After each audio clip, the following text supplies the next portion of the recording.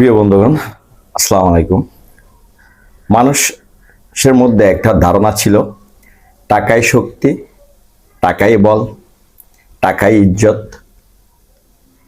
এক কথা যদি বলি, টাকাই সব কিছু। কিন্তু সালমান এফ রহমানের গ্রেপ্তার পরে, তার গ্রেপ্তার সময় তার যে অবস্থা ছিল, সেটা দেখে আমার মনে হয় না আর কেউ বলবে টাকাই সব। কারণ কথাগুলো এই জন্য বলছি, এই সালমান এফ রহমানের টাকা কত টাকা আচ্ছা আমি জানি না। আপনাদের যদি জানা থাকে আমার এই ভিডিওতে কমেন্ট করে জানাবেন। আমার মনে হয় আপনাদের জানা থাকবে। এই সালমান এফ রহমান ছিল শেখ হাসিনার ব্যাংক অ্যাকাউন্টের মতো, মানে যদি আরেকটু সহজ করে বলি, মানি ব্যাগের মতো। ওনার বাণিজ্য উপদেষ্টা ছিল, ওনার যত বাংলাদেশের ব্যবসা বাণিজ্য অর্থনৈতিক লেনদেন হতো সবকিছু সালমান এফ রহমানের হাত দিয়ে হতো। যখনই শেখ হাসিনার টাকার প্রয়োজন হতো, এটা আমি অনেকবার বলেছি, বাংলাদেশে যে সিন্ডিকেট, বাংলাদেশে যে চাঁদাবাজি চলে, এটা সরকারের মদদে চলে। সরকার সরাসরি এটার সাথে জড়িত। এখন সবচেয়ে বড় চাঁদাবাজ হচ্ছে শেখ হাসিনা সরকার। আজকে এটা একটা প্রমাণ দেখুন। এই বাংলাদেশের যত ব্যবসায়ী, যখনই শেখ হাসিনার টাকা প্রয়োজন হয়, তখন এই সালমান এফ রহমান সেই টাকার যোগান দেওয়ার দায়িত্ব পালন করেন। সেটা কিভাবে করত? সেটা করত তারা বিভিন্ন ব্যবসায়ীদেরকে প্রেসার দিত, তাদের ব্যাংকগুলিকে প্রেসার দিত। তারা বিভিন্নভাবে মানুষের কাছ থেকে কৌশলে টাকা আদায় করে সেই টাকা শেখ হাসিনাকে দিয়ে দিত। যার ফলশ্রুতিতে আমরা দেখতে পেয়েছি 16টি বছর প্রতিনিয়ত প্রতিদিন দ্রব্যমূল্য থেকে শুরু করে সমস্ত পণ্য, সমস্ত জায়গায় জিনিসপত্রের দাম বাড়ত এবং মানুষের হোল্ডিং ট্যাক্স, আয়কর, বিদ্যুৎ বিল, গ্যাস বিল সবকিছু কিছুদিন পর পরে দাম বাড়ত। মোবাইল বিল তো প্রতিনিয়ত বাড়ত। তাদেরকে যে কোনো প্রশ্ন করার সাথে সাথে তারা বলতো পোষাইতে পারছে না। কেন পারছে না? এটা সত্য কথা, তারা পারতো না। কারণ তাদেরকে বিগ একটা অ্যামাউন্ট তাদের সরকারকে দিয়ে দিতে হতো। এটা বাস্তবতা। এটাই ছিল বাংলাদেশের অবস্থা। আজকে ওনার টাকা ওনাকে নিরাপদ রাখতে পারেনি, ওনার টাকা ওনার ইজ্জত বাঁচাতে পারেনি, ওনার টাকা ওনার ক্ষমতা ধরে রাখতে পারেনি। তাই আমাদের সংবিধানে একটা কথা আছে, জনগণই হচ্ছে সকল ক্ষমতার উৎস। সেই কথাটাই এই 16 বছরে মানুষ ভুলে যেতে বসেছিল। কিন্তু আবার আল্লাহর রহমতে, আমাদের উপর আল্লাহর রহমত ছিল বিদায়ী আমরা আবারও সেই কথায় ফিরে আসতে পেরেছি। তার প্রমাণ আমরা পেয়েছি।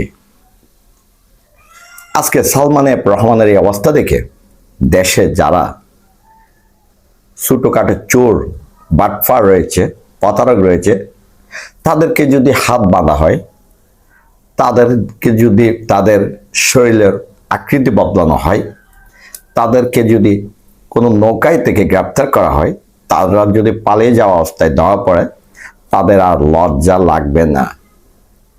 কেন লজ্জা লাগবে না? কারণ যেখানে বাংলাদেশের সবচেয়ে ধনী, অনেকগুলো শিল্প প্রতিষ্ঠানের মালিক,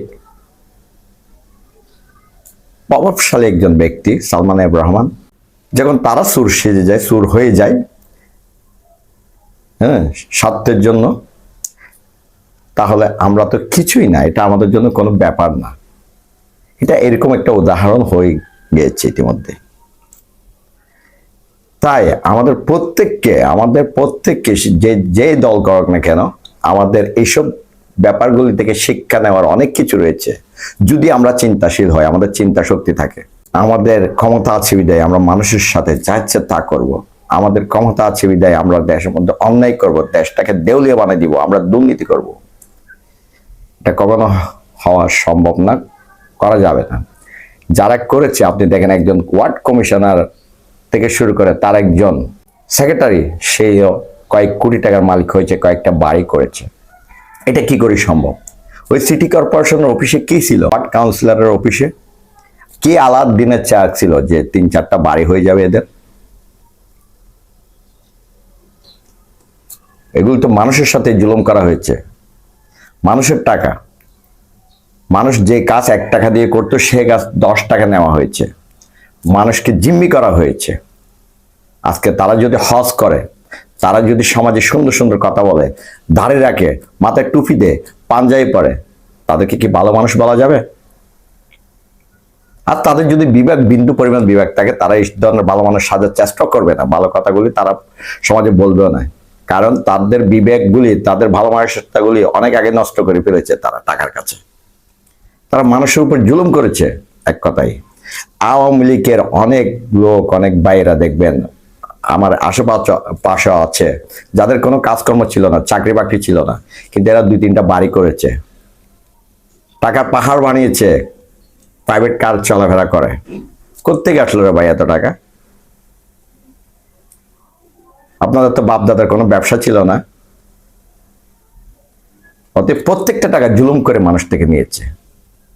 এসব জুলুমের বিচার মাত্র শুরু হয়েছে, আল্লাহ তাআলার পক্ষ থেকে শুরু হয়েছে। এদেরকে সমাজে জায়গা দিবেন না। এরা সবাই বাটপার। এদের ভিতরের যে মানুষ মনুষ্যত্ব ছিল সেটা নষ্ট হয়ে গেছে। এরা যে কোনো মধ্যে আবার সুবল মারতে পারে। সালমান রহমানের মতো মানুষ এদেশে আনাচে কোনাচে আছে। এরা দেশপ্রেমের কথা বলে মানুষকে ধোঁকা দেয়। এরা দেশটাকে ধ্বংস করেছে। ভালো থাকবেন সব।